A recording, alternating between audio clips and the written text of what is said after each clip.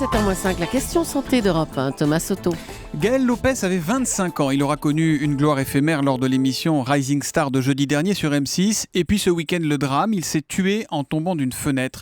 Face aux nombreuses réactions émues, ses parents ont fait savoir que ce jeune homme avait eu une bouffée délirante. Bonjour docteur Kirzek. Bonjour Thomas. C'est quoi une bouffée délirante ? C'est une histoire terrible de bouffée délirante aiguë, puisque c'est le mot aigu, c'est un trouble psychotique brutal. C'est-à-dire que c'est un coup de tonnerre dans un ciel serein. C'est un jeune homme qui va bien, parce que ce sont souvent des jeunes garçons qui ont une vie épanouissante. C'est des jeunes qui rentrent en classe préparatoire, où c'est un choc émotionnel comme Gaël Lopez. Et puis brutalement... Ça peut être lié au triomphe qu'il a eu jeudi soir en direct à la télé ? Ça peut être lié à un facteur déclenchant, qui est un facteur déclenchant avec une charge émotionnelle extrêmement importante. Ça peut être une réussite à un concours, ça peut être au contraire un choc émotionnel type un deuil ou une perte d'emploi. En tout cas, il peut y avoir un facteur déclenchant qui va faire que brutalement, le jeune patient tombe dans un délire à type de rêve ou de cauchemar plus exactement, une espèce de délire mystique parfois avec des hallucinations, en tout cas un état complètement second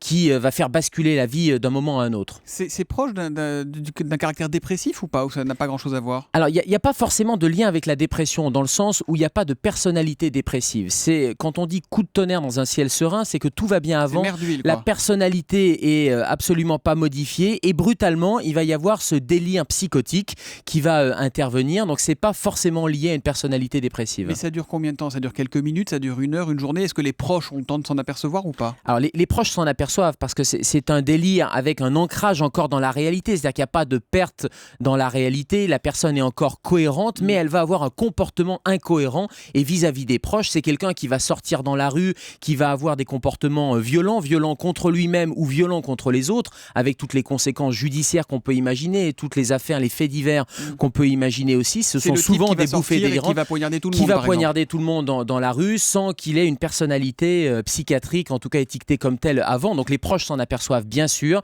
et ça peut conduire à des conduites soit suicidaires, soit des conduites agressives ou d'homicide. C'est fréquent ou pas ?